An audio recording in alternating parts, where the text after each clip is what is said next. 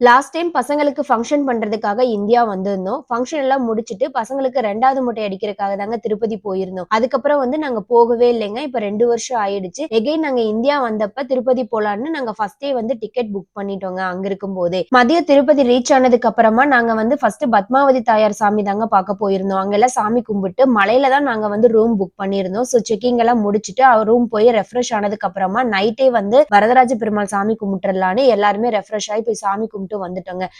Next day தான் வந்து எங்களுக்கு தரிசனங்க. தரிசனம் எல்லாம் முடிச்சதுக்கு அப்புறமா நானும் அவரும் மட்டும் ஆகாசலிங்காவுக்கு போய் சாமி கும்பிட்டு தீர்த்தம் எல்லாம் எடுத்துட்டு வந்தோங்க. அது கொஞ்சம் கீழே இறங்குறதுனால நானும் அவரும் மட்டும் போயிட்டு வந்தோம். பசங்கள வந்து கூட்டிட்டு போலைங்க. நான் ரிட்டர்ன் வர்றதுக்கு வந்து நாங்க பஸ் தாங்க புக் பண்ணியிருந்தோம். நைட்டு வந்து 10:15க்கு தான் எங்களுக்கு பஸ். ஸோ டைம் இருந்ததுனால ரூம் எல்லாம் செக் அவுட் பண்ணி முடிச்சதுக்கு அப்புறமா எல்லாருமே வந்து அன்னதானம் எல்லாம் சாப்பிட்டுட்டு நாங்க வியாழக்கிழமை காலையில வீடு ரீச் ஆயிட்டோங்க.